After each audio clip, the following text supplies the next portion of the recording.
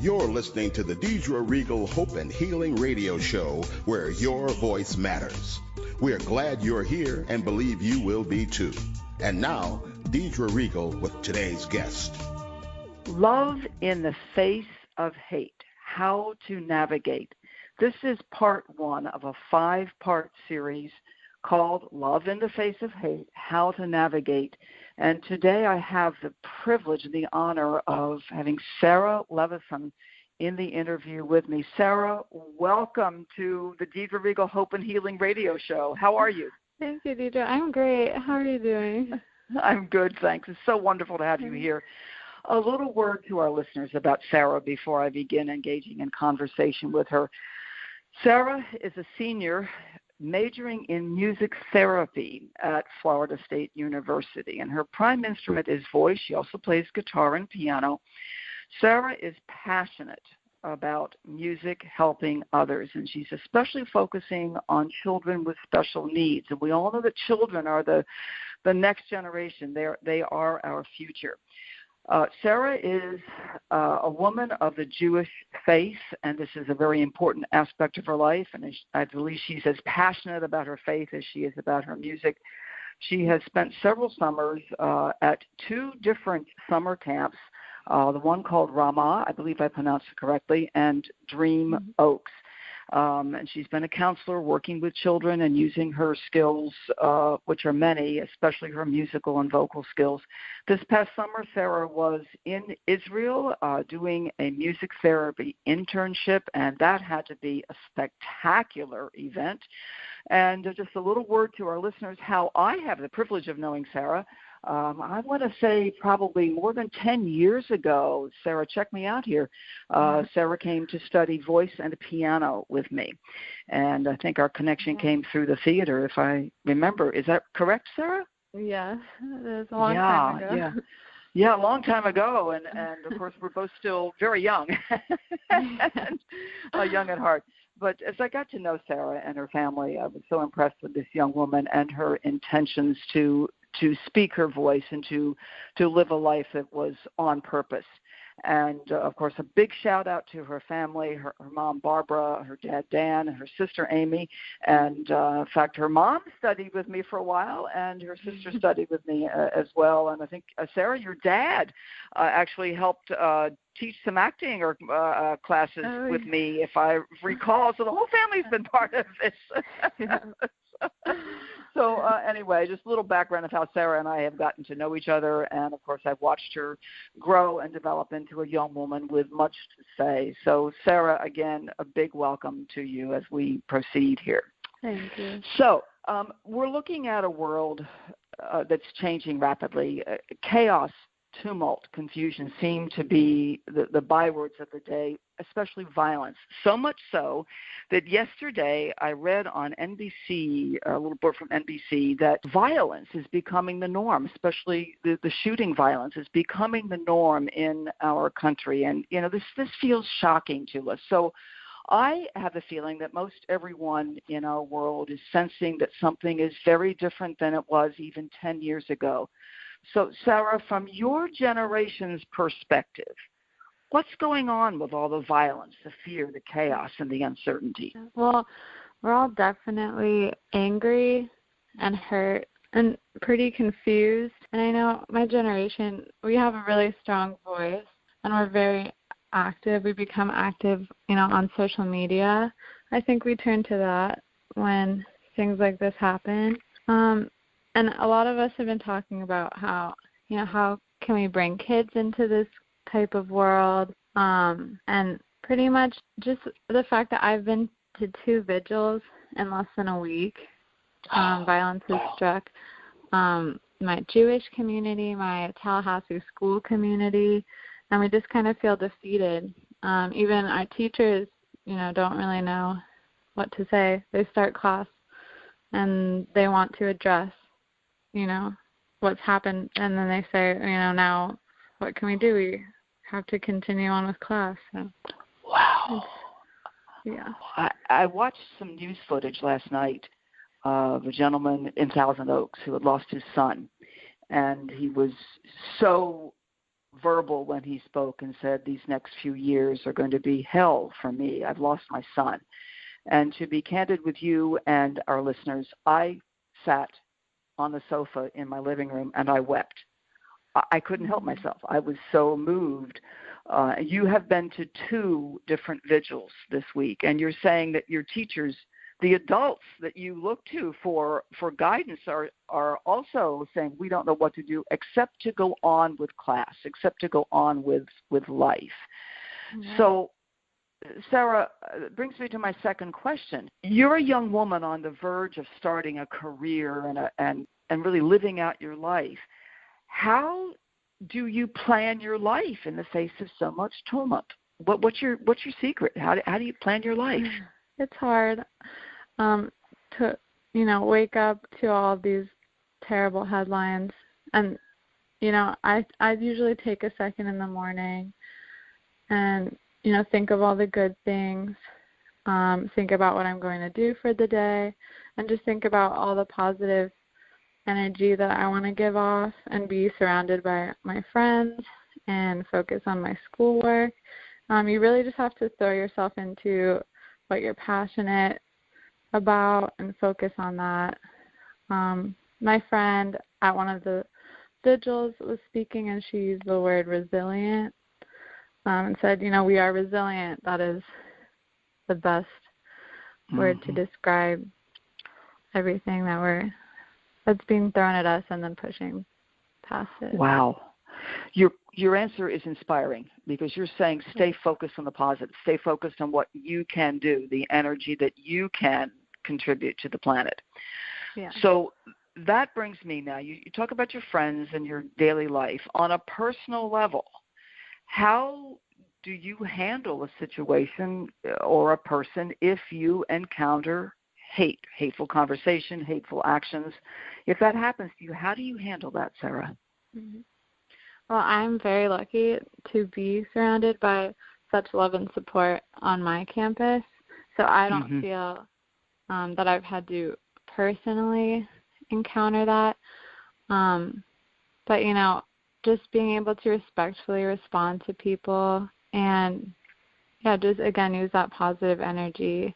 I usually just, discuss any thoughts or issues with my friends, and we, again, try and just help each other and be supportive and move on to a supportive community. Yeah. I have that. Probably there are some of us listening who just want to come be part of your community.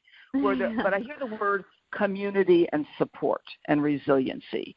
And on the positive side, I wonder if these kinds of events that we were experiencing are causing those of us like yourself and myself to form supportive communities and really be in that. Would you say that that's a possibility for our world, to form community support? Yes, I think so. It is sad that some of the most terrible things can bring people closer, but I guess that's the only way to look at it in a positive way. That, you build stronger communities because all you have is each other at the end of the day. Wow. I'm going to ask you to repeat that. Please repeat what you just said, Sarah. At the end of the day, all we have is each other. So we need to support each other and love. And, love and build stronger communities. So for you, does that love, that idea, that concept of loving factor out for you in building stronger communities, and how you can contribute to that on a daily minute-to-minute basis?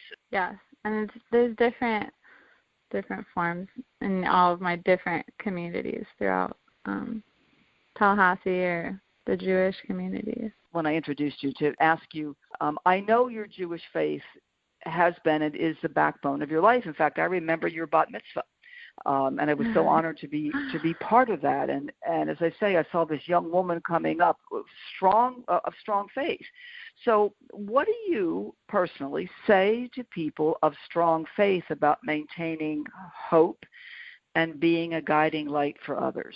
Well, definitely hold on to your faith, because it can help you through so much.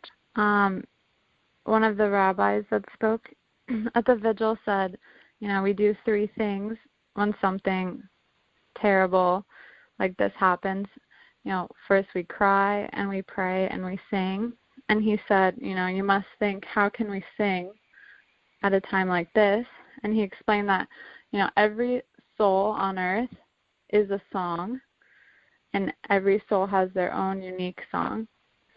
And it's our job to now sing their songs for the people that have left us, and continue on. And all, while religions, have their disagreements, there's one concept of humanity that is an important and valued concept, and we have to stick up for one another no matter what faith you're from.